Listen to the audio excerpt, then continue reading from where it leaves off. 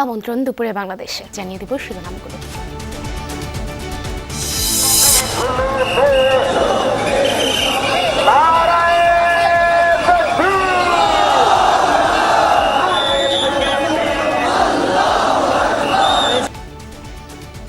পবিত্র ঈদে মিলাদুন্নবী উপলক্ষে বিভিন্ন সংগঠনের নানা আয়োজন। ঢাকা, চট্টগ্রাম সহ সারা দেশে বর্ণাঢ্য জশ্নে জলুস। উৎসবের আমেজে লাখো জনতার অংশগ্রহণ। রংপুরের ঘটনার পর যৌক্তিক সময়ের মধ্যে গ্রেফতার হয়েছে আসামিরা, বললেন স্বরাষ্ট্রমন্ত্রী। পুলিশের পাশাপাশি জবাবদিহিতার আওতায় আসছে অন্য বাহিনীগুলো। রামেসা হত্যা থেকে শুরু করে যত ঘটনা জাতীয়ভাবে আলোচিত হয়েছে বা আলোচিত হয় নাই, প্রত্যেকটা অপরাধের আমরা অ্যাড্রেস করতে পেরেছি। রেলের জিডির বিরুদ্ধে সেবাহীন দুর্নীতির অভিযোগ। পদ্মা সেতু রেল সংযোগ প্রকল্পের অডিটে ধরা পড়ে 13,000 কোটি টাকার অনিয়ম। নিরীক্ষক দলের দক্ষতা নিয়েই প্রশ্ন অভিযুক্তের। ঠিকাদারকে অবৈধভাবে আর্থিক সুবিধা দেওয়ার জন্য এই প্রকল্প পরিচালক আফজাল হোসেন তারা এই দোষসাজে এই অপকর্মগুলো করছে। এই কোচগুলো আসলে কেনা হয়েছিল যে নতুন যে রেল লাইন চলবে সেখানে, কিন্তু এই রেল ট্রেনগুলো চালানো হয়েছে অন্য রুটে, যেখানে এই মানের নাই। ঢাকায় ভুটানের রাজার যাত্রাবিরতি বিমানবন্দরে স্বাগত জানান রাষ্ট্রপতি মির্জা ফখরুল ইসলাম আলমগীর। পারস্পরিক কল্যাণ ও উন্নয়নে একসাথে কাজ করার আগ্রহ প্রকাশ। রোহিঙ্গাদের ফের ঠেকাতে লোবেং জোরদার করেছে মিয়ানমার, জানালেন আন্তর্জাতিক রাজনীতি বিশ্লেষক জামি হামদি। রাখাইনে শান্তিরক্ষী মিশন পাঠানোর তাগিদ। মানিকগঞ্জের হরিরামপুরের নৌজান থেকে টোল আদায় নিয়ে দুপক্ষের চরম বিরোধ। চলছে মামলা, হামলা আর পাল্টাপাল্টি কর্মসূচি। সংঘাত এড়াতে পদক্ষেপের দাবি স্থানীয়দের। ইসলামাবাদের একটি বিশেষায়িত হাসপাতালে এসির কম্প্রেসর বিস্ফোরণ। ভয়াবহ অগ্নিকাণ্ডে 15 নবজাতকের মৃত্যু, এক শিশুকে জীবিত উদ্ধার।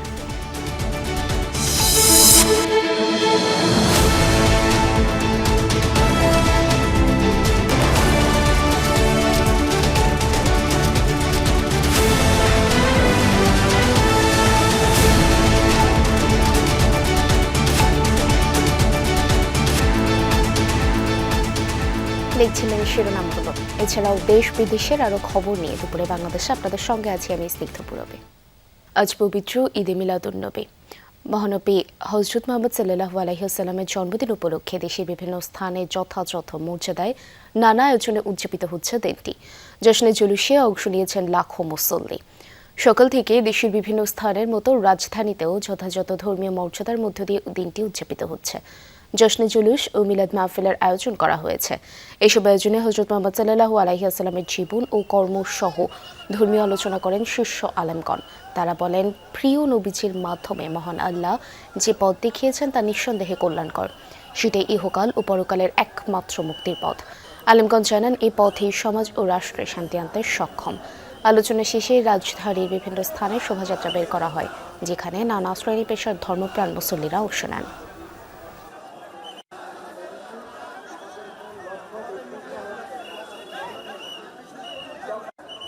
হযরত মুহাম্মদ মুস্তাফা সাল্লাল্লাহু আলাইহি ওয়াসাল্লাম এই দিনে দুনিয়াতে আসছেন, এই দিনই দুনিয়া থেকে গেছেন। এই জন্য ঈদে মিলাদুন্নবীর উপলক্ষে আমরা এই শরৎ উদ্যানে একত্র হয়েছি। সকল ধর্মের শান্তির বাণী নিয়ে আমার দলমে যে আসছে, এই আগমনকে শুভেচ্ছা জানাইতে আমরা আসিছি। আমরা আল্লাহর কথা অনুযায়ী খুশি উদযাপন করতেছি। কি বলেন সবাই? আমরা নবীর খুশিতে, নবীর আগমনে আমরা সবাই খুশি। পবিত্র ঈদে মিলাদুন্নবী উপলক্ষে জশ্নে জুলুস শেষে সোহরাওয়ার্দী উদ্যানে শান্তি মহাসম্মেলনে বক্তব্য দিচ্ছেন আঞ্জুমানে রহমানিয়া মাইনিয়া মাইন্স ভান্ডারির চেয়ারম্যান সৈয়দ সাইফুদ্দিন আহমেদ মাইন্স ভান্ডারি। সরাসরি চলে যাচ্ছি সেখানে। এটা আজমত মুস্তাফার মাহফিল, এটা কোন সাধারণ মাহফিল না। এটাকে বুঝতে হলে আদবের নজর, ইমানের নজর, ভালোবাসার নজর দিতে হবে। বেয়াদবের নজর, মুনাফিকের নজর দিয়ে এই মাহফিলকে চিনা যাবে না, ঠিক কিনা? তোমাদের মাঝে তশরিফ নিয়ে গেছে আমার রাসূল, যিনি মুমিনদের ব্যথায় উনিও ব্যথিত হয়। সুবহানাল্লাহ বলেন। উনি মুমিনদের ব্যথায় উনিও কাতর হয়, কিয়ামত পর্যন্ত না, কিয়ামতের পরেও। সুবহানাল্লাহ বলেন। আল্লাহ রাসূলের হাদিস, শাফাআতুল আহলাল কাবায়ের মিন উম্মতি, আমি আমার গুনাহগার উম্মতদেরকে, যারা কষ্টে থাকবে, যারা গুনার ভারে ডুবে থাকবে, তাদেরকেও আমি জাহান্নামের আগুন থেকে টেনে টেনে নিয়ে আসবো। শুধু দুনিয়াতে না, আখিরাতেও। সুবহানাল্লাহ বলেন। আমার রাসূল তাদের কষ্ট পায়, ব্যথায় ব্যতীত হয়। নিঃসন্দেহে আমি ওনাকে মুমিনদের জন্য রাউফুর রাহিম হিসাবে প্রেরণ করেছি। আলহামদুলিল্লাহ বলেন।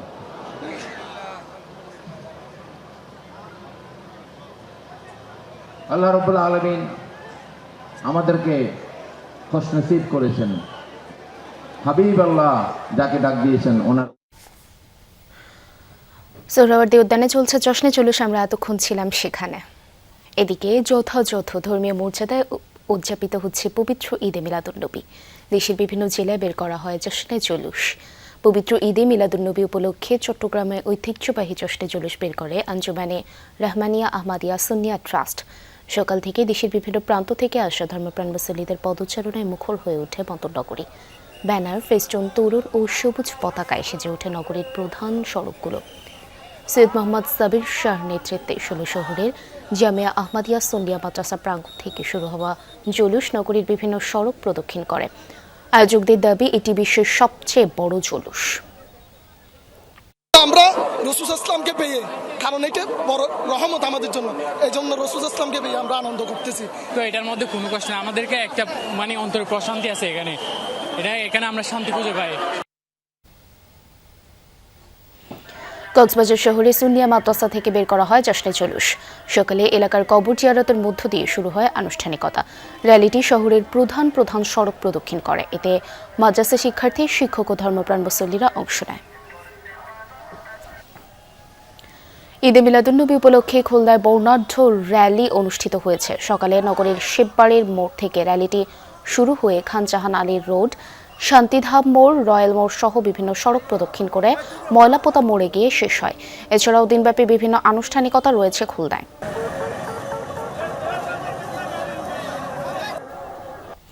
সকালে সিলেটের হযরত শাহজালাল রহমাতুল্লাহ আলাইহি মাজার থেকে জশ্নে জুলুস বের করে গাউসিয়া কমিটি। র্যালিটি নগরীর বিভিন্ন সড়ক প্রদক্ষিণ করে। র্যালিতে অংশ নেন বিভিন্ন মাদ্রাসার শিক্ষার্থী ও রসুল প্রেমীরা। এই সময় তারা বলেন, বর্তমানে বিশ্বব্যাপী যে বিশৃঙ্খলা চলছে তা উত্তরণে হযরত মুহাম্মদ সাল্লাল্লাহু আলাইহি ওয়াসাল্লামের আদর্শকে ধারণ করতে হবে।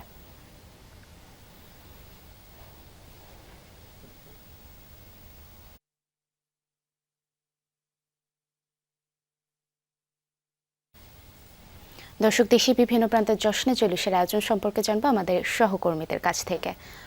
পবিত্র ঈদে মিলাদুন্নবী উপলক্ষে চট্টগ্রামে অনুষ্ঠিত হচ্ছে জশ্নে জুলুস। এ বিষয়ে আরও জানাতে চট্টগ্রাম থেকে যুক্ত হচ্ছেন সহকর্মী শহীদুল সুমন।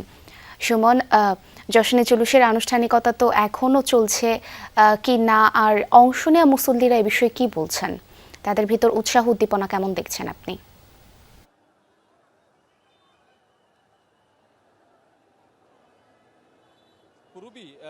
সকাল ৯টায় যে জুলুসটি আসলে বের হয়েছে খানকা শরীফ থেকে, সেটি এখনো পর্যন্ত নগরীর বিভিন্ন গুরুত্বপূর্ণ সড়ক প্রদক্ষিণ করছেন এবং সেটি কিন্তু আবারও জামিয়া আহমেদিয়া সুন্নিয়া মাদ্রাসায় গিয়ে শেষ হওয়ার কথা রয়েছে। তবে যেহেতু লাখ লাখ মানুষের অংশগ্রহণে এই জশ্নে জুলুসটি আসলে অনুষ্ঠিত হচ্ছে, ফলে রাস্তার দুপাশে যেমন মুসল্লিরা, ধর্মপ্রাণ মুসল্লিরা অবস্থান করছে, তেমনি কিন্তু আসলে আমরা দেখছি যে এই জুলুসের যে মূল আকর্ষণ সৈয়দ আল্লামা সাবির শাহ, তার নেতৃত্বে যে জুলুসটি, তার যে গাড়িটি রয়েছে সেটি আসলে খুব ধীর গতিতে আসলে এগোতে হচ্ছে। ফলে এই যে কয়েকটি সড়ক প্রদক্ষিণ করে এটি আসতে কিন্তু কয়েক ঘন্টা সময় লেগে যাচ্ছে। অর্থাৎ সকাল ৯টায় যেটি বেরিয়েছিল সেটি আবার কিন্তু খানকা শরীফে গিয়ে শেষ হওয়ার কথা রয়েছে। তবে এখনও পর্যন্ত সেটি নগরীর বিভিন্ন গুরুত্বপূর্ণ সড়ক প্রদক্ষিণ করে মুরাদপুর এলাকায় আসছে। আয়োজকরা সকালে যেটি বলেছিল যে প্রায় ৭৫ লাখের বেশি মানুষ এখানে অংশগ্রহণ করবে, অর্থাৎ বিশ্বের সবচেয়ে বড় জুলুস তারা দাবি করছেন এবং এটিকে ইউনেস্কো যেমন স্বীকৃতি দিয়েছে, আপনি কিন্তু গিনিস ওয়ার্ল্ড বুকে আসলে রেকর্ডের তারা আসলে আবেদন জানিয়েছেন এবং সেটির ব্যাপারে আসলে যেহেতু অনেক মানুষের অংশগ্রহণ, তারা এটি আসলে দাবি করছেন। এখনো পর্যন্ত দেখছেন আপনি অগণিত নবী প্রেমী তারা কিন্তু এখানে এসেছেন, তারা কিন্তু জুলুসে অংশগ্রহণ করছেন। রোদ দীর্ঘ কয়েক কিলোমিটার হাঁটার পরও আসলে তাদের মধ্যে আমরা কোনো ধরনের ক্লান্তি দেখিনি। তারা একেবারে স্বতঃস্ফূর্তভাবেই কিন্তু এই জুলুসে অংশগ্রহণ করছেন। তারা বলছে যে নবীর প্রতি ভালোবাসা এবং শ্রদ্ধা থেকেই তারা এই জুলুসে অংশগ্রহণ করছে। তো এখনো পর্যন্ত জুলুসের যে কার্যক্রম সেটি এখনো পর্যন্ত চলমান রয়েছে। পূর্বেই অনেক ধন্যবাদ আপনাকে সুমন। চট্টগ্রামের বিস্তারিত জানছিলাম আপনার থেকে। এবারে নারায়ণগঞ্জে রয়েছেন আমাদের সহকর্মী আমির হোসেন স্মিথ, সরাসরি চলে যাচ্ছি তার কাছে। স্মিথ, যশোরে জুলুসের আনুষ্ঠানিকতা কি এখনো চলছে কিনা একটু বিস্তারিত তথ্য জানাবেন।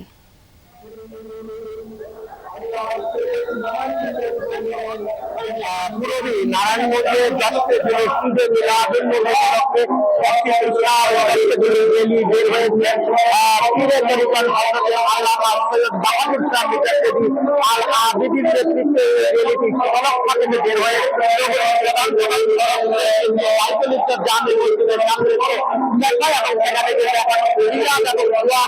আয়োজন করা হয়।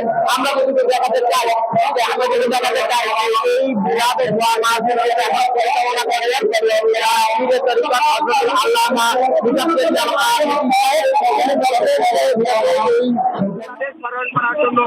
বাংলাদেশ হবে আসলে বাংলাদেশ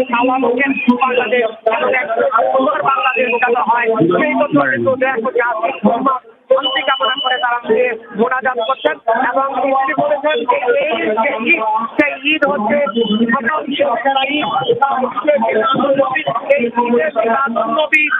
মোহাম্মদ সাল্লাল্লাহু আলাইহি ওয়াসাল্লামকে বাংলাদেশ যে পৃথিবীতে করেছেন, সবচেয়ে বড় রহমত। রহমতের কারণে কিন্তু মানুষ খুশি উদযাপন করে। অনেক ধন্যবাদ স্মিথ আপনাকে আমাদের সাথে যুক্ত হওয়ার জন্য। রংপুরে আলোচিত হত্যাকাণ্ডের পর যৌক্তিক সময়ে অপরাধীদের গ্রেফতার করা হয়েছে, এমনটা উল্লেখ করলেন স্বরাষ্ট্রমন্ত্রী সালাউদ্দিন আহমদ। তার দাবি, অল্প সময় এর চেয়ে বেশি আশা করা ঠিক হবে না। বেলা 11টা নাগাদ নয়াপল্টনে কেন্দ্রীয় কার্যালয়ের সামনে পবিত্র ঈদে মিলাদুন্নবী উপলক্ষে ছিল বিএনপির মিলাদ ও দোয়া মাহফিল। সেখানে রাখা বক্তব্যে এসব কথা বলেন মন্ত্রী। জানান, বিএনপি সরকারের 6 মাস হয়েছে, এ সময় একটি ঘটনাও নেই যার আসামিদের গ্রেফতার করতে পারেনি আইনশৃঙ্খলা বাহিনী। পুলিশের পাশাপাশি অন্য বাহিনীগুলোকেও জবাবদিহিতার মধ্যে আনা হবে। এদিকে রিজভী আহমেদ বলেন, বিএনপি সরকার নির্বাচনী ইশতেহার অনুযায়ী মানুষের চাহিদা পূরণে কাজ করে যাচ্ছে। বিশ্বনবীর আদর্শ অনুসরণ করলে সমাজে শান্তি প্রতিষ্ঠিত হবে। তার দেখানো পথে সকলকে চলার আহ্বানও জানান তিনি।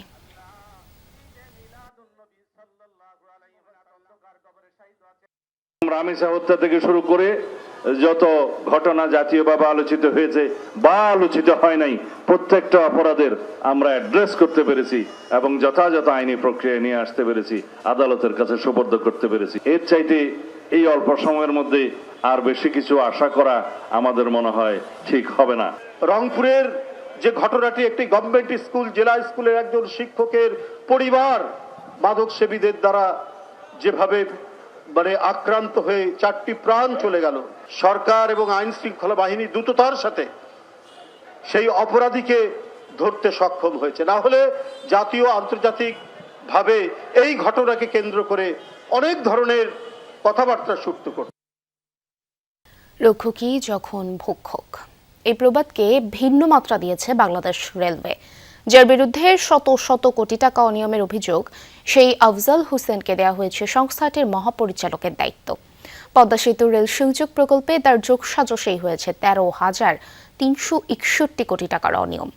সরকারি অডিট নিরীক্ষায় উঠে এসেছে এমন সব তথ্য। এসব অডিট নিষ্পত্তি না হতেই বেশিরভাগ টাকা তুলে নিয়েছেন ঠিকাদার। আর যার বিরুদ্ধে এসব অভিযোগ, তিনি প্রশ্ন তুলেছেন অডিটর টিমের দক্ষতা নিয়েই। বিস্তারিত আরিফুর রহমান সবুজের রিপোর্টে। দক্ষিণাঞ্চলের মানুষের উন্নয়নের বিশাল এক স্বপ্ন নিয়ে শুরু হয়েছিল পদ্মা সেতু রেল সংযোগ প্রকল্প।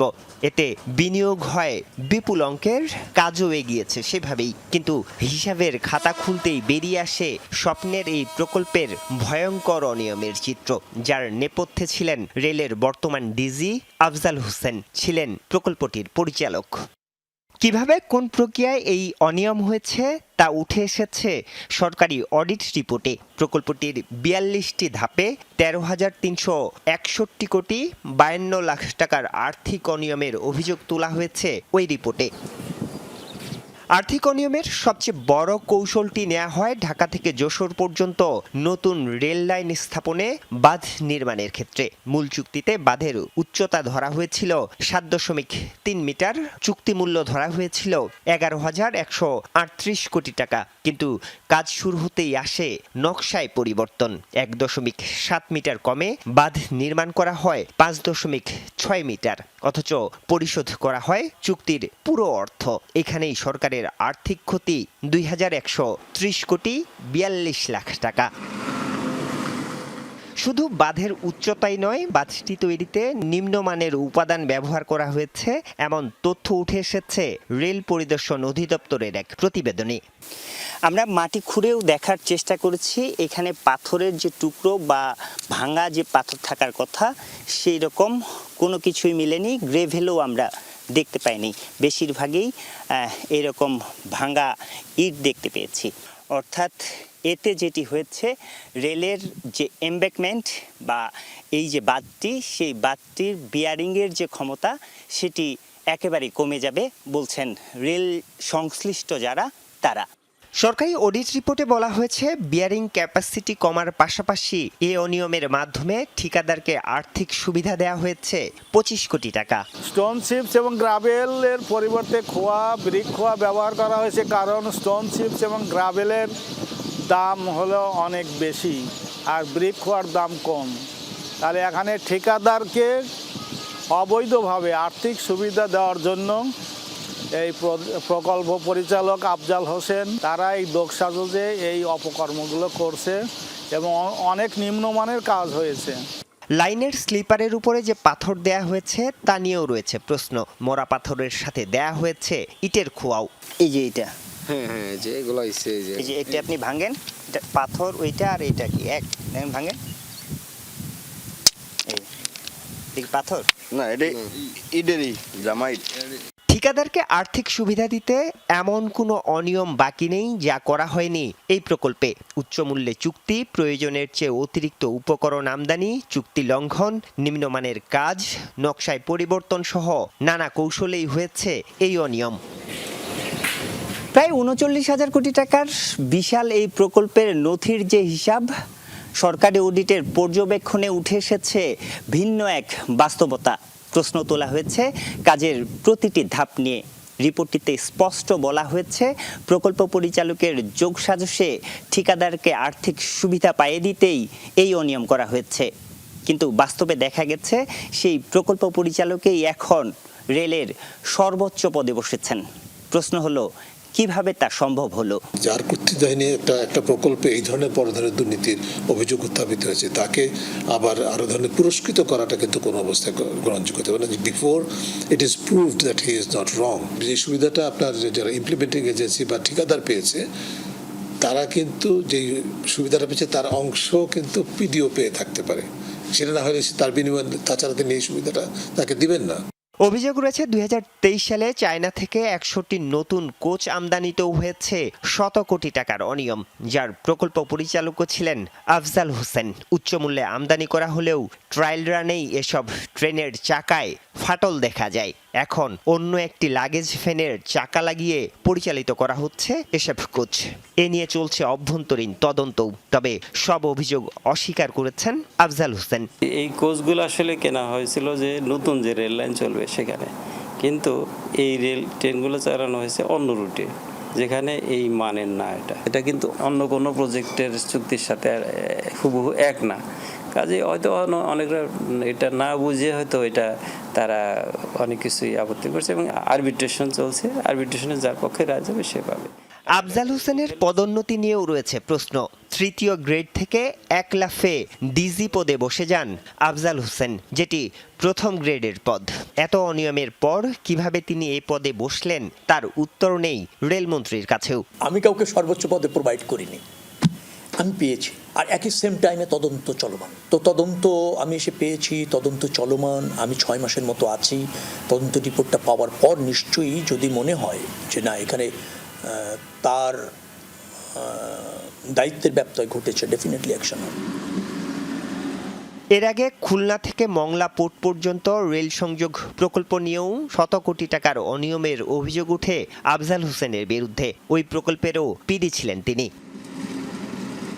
আরিফুর রহমান সবুজ, যমুনা নিউজ, ঢাকা। ভুটানের রাজা জিগমে খেসার নামগিল ওয়াংচুককে ভোরে ঢাকার হজরত শাহজালাল আন্তর্জাতিক বিমানবন্দরে স্বাগত জানিয়েছেন রাষ্ট্রপতি Mirza Fakhrul Islam Alamgir.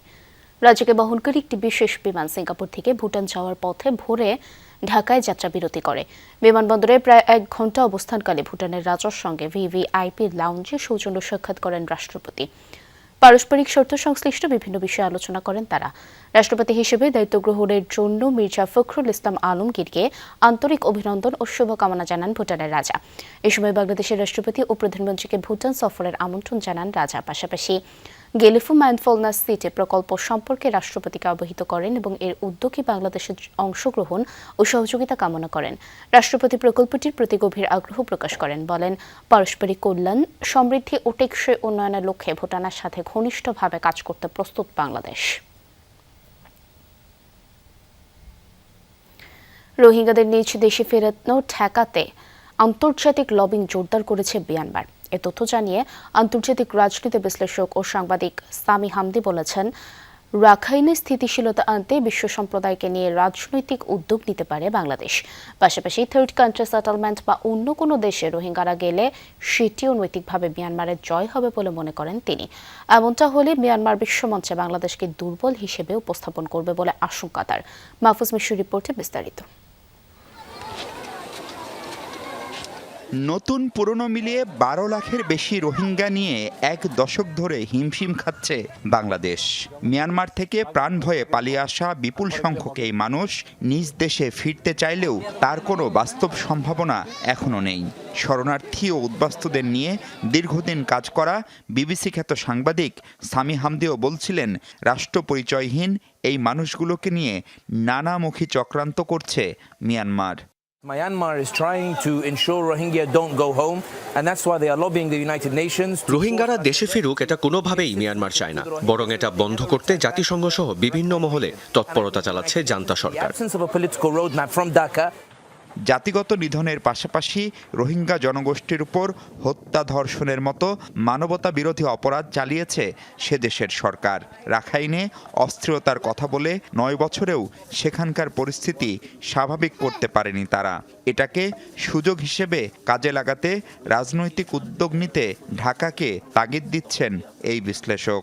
The Rohingya issue, which is a regional issue, is the route by which Bangladesh can become an international power. রাখাইনে অস্থিরতা বন্ধ করতে পারেনি মিয়ানমার, এজন্য সেখানে আন্তর্জাতিক রাজনৈতিক উদ্যোগ জরুরি। জাতিসংঘ শান্তিরক্ষী মিশন পাঠিয়ে প্রয়োজনে পরিস্থিতি সামাল দিতে হবে। এই কাজে বাংলাদেশকে নেতৃত্ব দিতে হবে। Bangladeshis can celebrate. রোহিঙ্গা ইস্যুতে দেশে রাজনৈতিক ঐক্যমত্য তৈরির পাশাপাশি সুনির্দিষ্ট কর্মকৌশল না থাকলে ভুগতে হবে বলেও ধারণা তার। The absence of a political roadmap discourages people from giving the aid and support to Dhaka. একটা রোডম্যাপ লাগবেই, তা না হলে আন্তর্জাতিক সহায়তাও কিন্তু মিলবে না। তুরস্ক যেভাবে সিরিয়া শরণার্থীদের অর্থনৈতিক কাজে লাগিয়েছে, সেই অভিজ্ঞতাও কাজে লাগানো যেতে পারে। In the Fatah area in Istanbul. তৃতীয় কোনো দেশে রোহিঙ্গাদের ফেরত পাঠানো হলে সেজন্য বাংলাদেশকে খেসারত দিতে হতে পারে বলে সতর্ক করেন তিনি।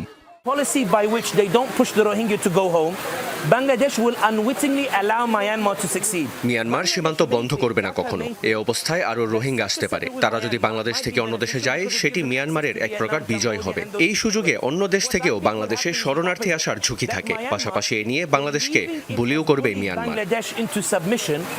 We see what happens in geopolitics. If you bully them once, they bully you twice, they bully you 3 times. Rohingya সংকটের সমাধান না হলে যে অস্থিরতা হবে তার পরিণতি ঢাকার পাশাপাশি ওয়াশিংটন, বেইজিং, দিল্লি সহ সব পক্ষকে ভোগ করতে হবে বলেও মনে করেন তিনি। 2017 থেকে 2026 গেল 9 বছরে রোহিঙ্গা সংকটের মাত্রা, আসার সংখ্যা, তার প্রভাব কিংবা সমস্যার কোনো সমাধানের রাস্তা, কোনো কিছুর ক্ষেত্রেই ইতিবাচক কোনো অর্জন নেই বাংলাদেশের। একই সাথে দিনকে দিন কমছে আন্তর্জাতিক সহায়তাও। তাই অদূর ভবিষ্যতে এই সংকট কিভাবে সামাল দেবে বাংলাদেশ, সেটি সম্ভবত এখন সবচেয়ে বড় চিন্তার বিষয়। Mahfuz Mishu, Jamuna news, Kutupalong camp, Cox's Bazar. সিলেটে প্রবাসী কল্যাণ ও বৈদেশিক কর্মসংস্থান এবং শ্রমমন্ত্রী আরিফুল হক চৌধুরীর সাথে বৈঠক করেছে আন্তর্জাতিক সংস্থা হিউম্যান রাইটস কনসার্ন। সকালে মন্ত্রীর বাসভবনে এই আয়োজন করা হয়। সারা দেশে অবৈধ অভিবাসন রোধে সচেতনতা বাড়াতে চায় সংস্থাটি। এ লক্ষ্যে সংস্থাটি যুক্তরাষ্ট্র, কানাডা ও যুক্তরাজ্যের প্রতিনিধি দল বৈঠক করেন। তাদের এই প্রস্তাবকে স্বাগত জানান মন্ত্রী আরিফুল হক। এই সময় তিনি মানব পাচার রোধ ও রোহিঙ্গা সংকট সহ বিভিন্ন বিষয়ে কাজ করার আহ্বানও জানান। সংস্থাটি জানায় তারা প্রায় ৩৫ বছর ধরে বাংলাদেশে আর্থসামাজিক উন্নয়নে কাজ করছে। বর্তমানে সিলেট অঞ্চলে অবৈধভাবে বিদেশ পাড়ি দেওয়ার প্রবণতা নিয়ে কাজ করতে চায়।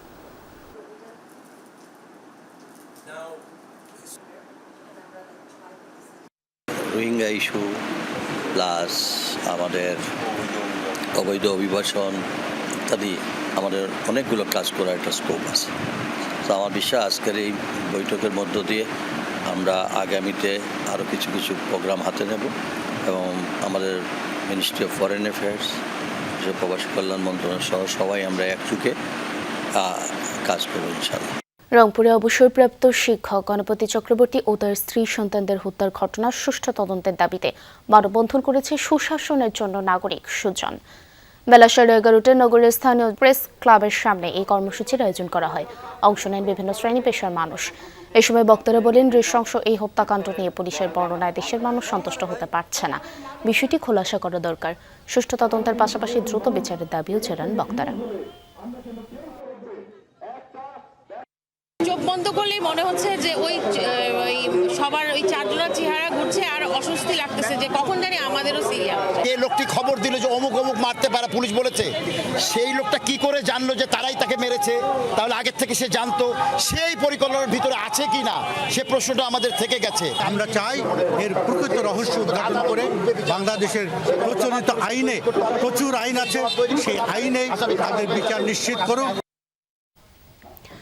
রংপুরে একই পরিবারের 4 সদস্য কেন্দ্রের সহিংসভাবে হত্যার ঘটনায় জাতীয় প্রেস ক্লাবের সামনে মানববন্ধন করেছে বাংলাদেশের জাতীয় হিন্দু মহাজোট। মানববন্ধন থেকে প্রকৃত আসামিদের ধরতে 24 ঘন্টার আলটিমেটাম দেওয়া হয়। অন্যথায় শুক্রবার সারা দেশে বিক্ষোভ কর্মসূচি পালনের ঘোষণা দিয়েছেন সংগঠনটি। হিন্দু মহাজোট নেতারা প্রকৃত ঘটনা উদ্ঘাটনের দাবি জানান। এ সময় এই হত্যায় ঘটনায় উদ্বেগ প্রকাশ করেন হিন্দু মুসলিম সম্প্রদায় নির্বিশেষে বিভিন্ন রাজনৈতিক নেতাকর্মী। প্রকৃত আসামিদের তদন্ত করে তাদেরকে এই 2 আসামিকে রিমান্ডে আনতে হবে। প্রকৃত আসামি কারা তাদেরকে গ্রেপ্তার করতে হবে। 24 ঘন্টার মধ্যে না হলে সারা দেশে আগামী শুক্রবারে সারা বাংলাদেশের হিন্দু সমাজ, হিন্দু মহাজোট বিক্ষোভ কর্মসূচি দেবে। মেহেরপুরে বাড়িতে ঢুকে সাবেক স্ত্রীকে কুপিয়ে গুরুতর আহত করেছেন এক যুবক। বিচ্ছিন্ন হয়ে গেছে আহত স্মৃতি আক্তারের এক হাত। মেয়েকে বাঁচাতে গিয়ে জখম হয়েছেন বাবা মাও। গতরাত 1টার দিকে সদরের হোট বাজার এলাকায় এই ঘটনা ঘটে। স্বজনরা জানায়, প্রথম স্বামীর সাথে ডিভোর্স হওয়ার পর পরিবারের অমতে দ্বিতীয় বিয়ে করেন স্মৃতি। দ্বিতীয় স্বামী শায়নের সাথেও কিছুদিন আগে ডিভোর্স হয় তার। গতরাতে শায়ন স্মৃতির বাড়িতে ঢুকে হামলা চালায়। ধারালো অস্ত্রের আঘাতে এক হাত বিচ্ছিন্ন হয়ে যায় স্মৃতির। তার চিৎকার শুনে বাবা মা এগিয়ে এলে তাদেরকেও কুপিয়ে আহত করে শায়ন। স্মৃতির অবস্থা গুরুতর হওয়ায় তাকে ঢাকা মেডিকেলে ভর্তি করা হয়েছে। অভিযুক্ত শায়নকে আটক করেছে পুলিশ।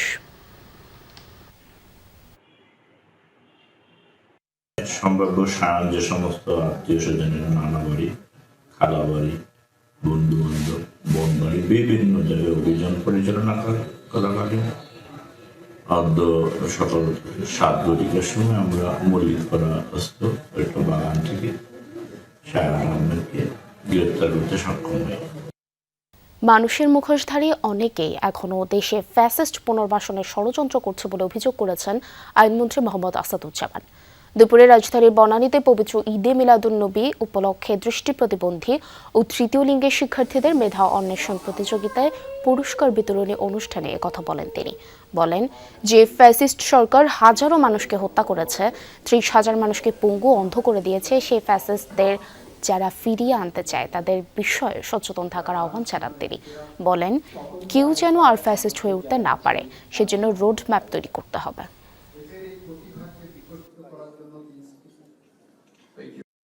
এই বাংলাদেশে ফ্যাসিজম যাতে আবার পুনর্বাসিত না হয়, আমরাও যাতে ফ্যাসিস্ট হয়ে উঠতে না পারি, সেরকম একটি রোডম্যাপ আসেন তৈরি করি। শুধু বিরোধিতার জন্য বিরোধিতা নয়, যারা অন্ধ হয়ে আছেন ফ্যাসিস্টের খুন খারাপি দেখছেন না, তাদের বলবো চোখ খুলুন। দেশের বিভিন্ন জেলায় সড়ক দুর্ঘটনায় 4 জন নিহত হয়েছে। ঠাকুরগাঁওয়ে পিকআপ অটোরিকশা ও মোটরসাইকেলের ত্রিমুখী সংঘর্ষে প্রাণ হারায় 2 যাত্রী, আহত হয় 4 জন। সকালে ভুল্লি উপজেলার পোস্ট অফিস এলাকায় এই দুর্ঘটনা ঘটে। স্থানীয়রা জানায়, ঠাকুরগাঁও থেকে ছেড়ে আসা পিকআপটি পোস্ট অফিস এলাকায় পৌঁছালে একটি মোটরসাইকেল তাদেরকে ধাক্কা দেয়। পরে পিকআপটি নিয়ন্ত্রণ হারিয়ে আবার অটোরিকশাকে চাপা দেয়। এতে ঘটনাস্থলেই প্রাণ হারায় 2 যাত্রী।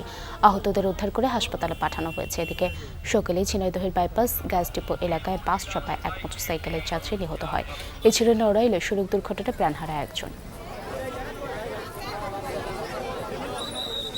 দিনাজপুরে ফুলবাড়ি ট্রাজেডির 20 বছর আজ। দিবসটি উপলক্ষে বুধবার সকালে কেন্দ্রীয় শহীদ মিনার সমাবেশ করেছেন তেল, গ্যাস, খনিজ সম্পদ ও বিভিন্ন বন্দর রক্ষা জাতীয় কমিটি।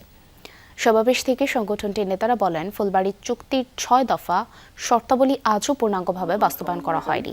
এ সময় তারা বলে, নিহত ও আহতদের পরিবার সামান্য ক্ষতিপূরণ ছাড়া 6 দফা বাস্তবায়ন করেনি কোনো সরকারই। দেশের সম্পদ রক্ষায় জ্বালানি নীতি পরিবর্তনের সরকারের প্রতি আহ্বান জানান বিপ্লবী ওয়ার্কার্স পার্টির সাধারণ সম্পাদক সাইফুল হক সহ বক্তারা।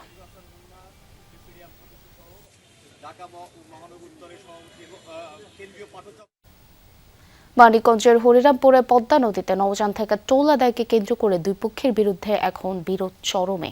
এরই মধ্যে ঘটেছে হামলা, হয়েছে পাল্টাপাল্টি মামলা, ঝাড়ু মিছিল, মানববন্ধন, থানা ঘেরাও সহ নানা কর্মসূচি পালন করছে 2 পক্ষ।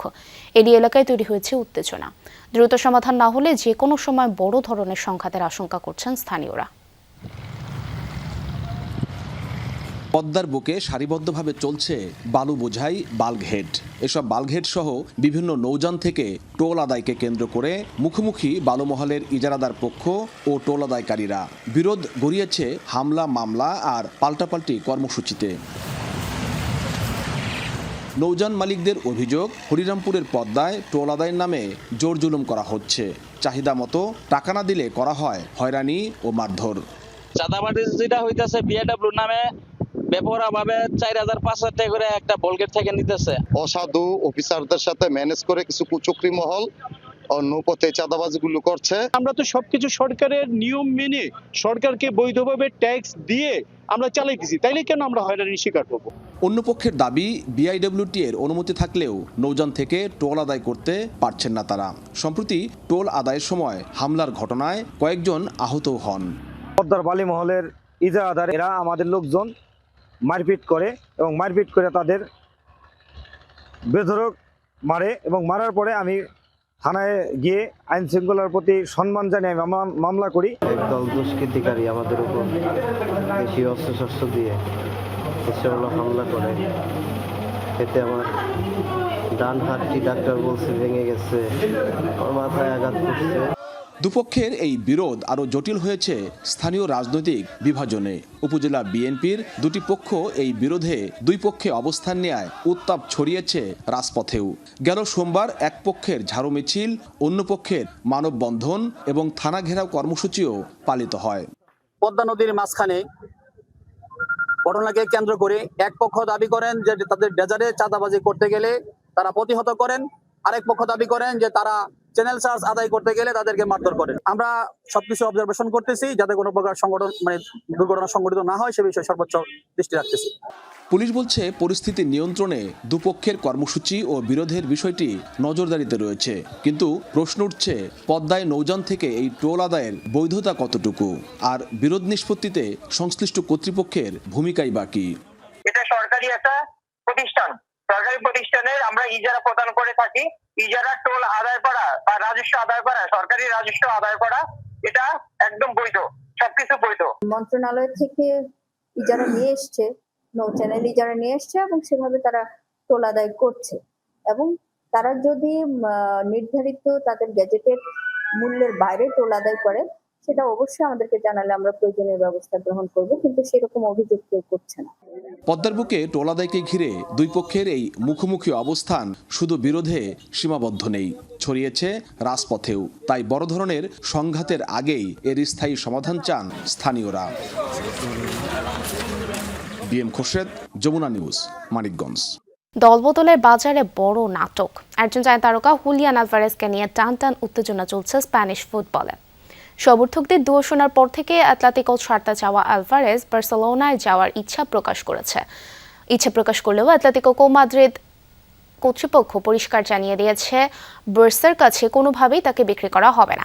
বার্সা শেষ পর্যন্ত বর্তমান স্কোয়াডেই ভরসা রাখায় সিদ্ধান্ত নেয়ায় এখন সব নজর আলভারেজের ইচ্ছার উপর। তবে প্রিমিয়ার লিগের দল আর্সেনাল তাকে পেতে আগ্রহী।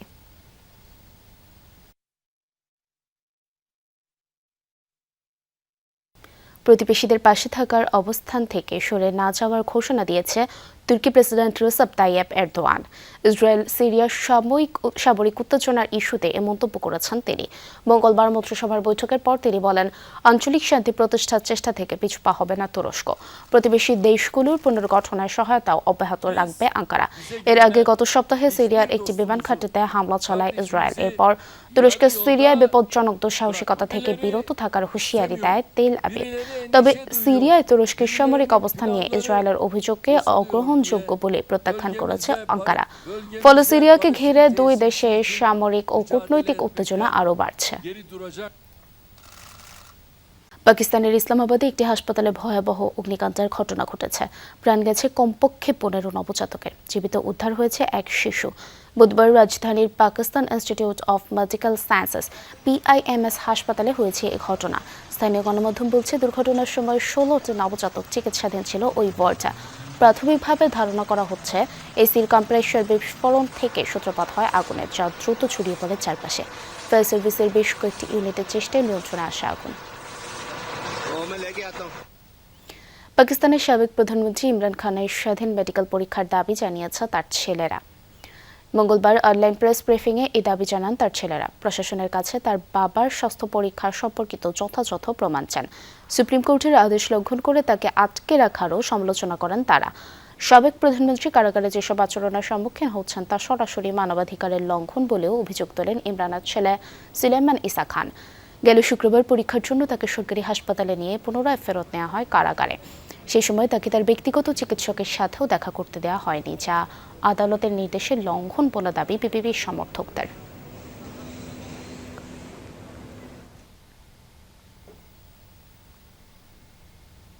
পবিত্র কোরআন ফাতেহা পাঠ, হামনাত পরিবেশন আর শোভাযাত্রার মতো নানা আয়োজনের মাধ্যমে মহান আল্লাহর প্রিয় হাবিব হযরত মুহাম্মদ সাল্লাল্লাহু আলাইহি ওয়াসাল্লামকে স্মরণ করেছে বিশ্ব মুসলিমরা। যথাযথ মর্যাদা ও বর্ণাঢ্য আয়োজনের মধ্য দিয়ে বিশ্বজুড়ে উদযাপিত হচ্ছে পবিত্র ঈদে মিলাদুন্নবী। মিশর, ইন্দোনেশিয়া, মালয়েশিয়া, সোমালিয়া সহ বিশ্বের প্রায় সব মুসলিম দেশেই চলছে নানা আয়োজন। পাকিস্তানের বিভিন্ন প্রদেশে তোপধ্বনি দেওয়া হয়। অন্যদিকে ভারতের বিভিন্ন বাজার শরীফে চলছে মাহফিল এবং জিকির।